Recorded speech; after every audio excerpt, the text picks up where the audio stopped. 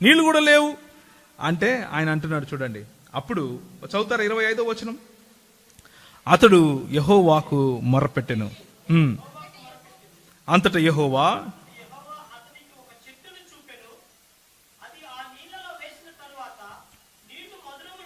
నీళ్లు మధురములాయను. అయితే చాలండి. అక్కడ ఆయన వారికి కట్టడలు విధించి నిర్ణయించాడు. దేవుని వాక్యమును మరి గౌరవించమని మాటలు నేర్పాడు. దేవుని నేను చెప్పినటువంటి మాటలు నమ్మండి అని చెప్పాడు. మన ప్రభువు యొక్క హృదయం చూడండి, మన ప్రభువుకు ఉన్నటువంటి తండ్రి హృదయాన్ని చూడండి.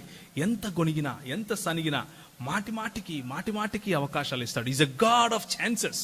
Is a God of multiple chances. ఒక్కసారి అవకాశం కాదు, 2 సార్లు అవకాశం కాదు, 100 సార్లు అవకాశం ఇస్తూనే ఉంటాడు. మనం ఏం చేస్తుంటాం? దాన్ని దుర్వినియోగం చేస్తూనే ఉంటాం. ఆయన ఇచ్చినంతసేపు ఆయన తిరిగి మనం దూషిస్తూనే ఉంటాం, తిరిగి మనం సనుగుతూనే ఉంటాం, తిరిగి మనం గొణుగుతూనే ఉంటాం. ఈరోజు ఉదయము మారా అనుభవంలో మీరు ఉన్నారా అన్నదే నా ప్రశ్న. హిబ్రోత్ హెతావా అనే అనుభవంలో ఉన్నారా అన్నది నా ప్రశ్న. దీన్ని ఏమంటారంటే ఆశీర్వాదాల కోసం ఆశీర్వాదాలు ఇచ్చే దేవుణ్ణి దూషించడం అంటారు. జాగ్రత్తగా వినాలి. ఆశీర్వాదాల కోసం ఆ ఆశీర్వాదాలను ఇచ్చే దేవుణ్ణి దూషించడం అంటారు. నాకు ఇది కావాలి, నువ్వు వద్దు అని చెప్పటం.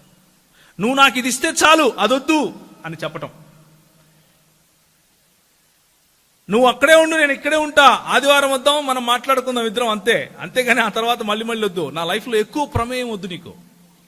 ఆదివారం ఒక్కరోజే, ఆదివారం నేను వస్తాను, నువ్వు రా, మాట్లాడుకుందాం, ముచ్చట్లు పెట్టుకుందాం, అన్నీ చెప్తాను, నేను నీకు ఆరాధన చేసేస్తాను, నువ్వు కూడా 2 మాటలు నన్ను ఆశీర్వదించి పంపించేస్తే చాలు. అంతేగాని నా జీవితంలో ఎక్కువ ప్రమేయం వద్దు యేసు నీకు. దేవా నీకు ఎక్కువ ప్రమేయం అవసరం లేదు అని చెప్తూ ఉంటాం. కానీ ప్రభువు ఉల్లిగడ్డలకు, తెల్లగడ్డలకు, చేపలకు పరిమితమైనటువంటి దేవుడు కాదు.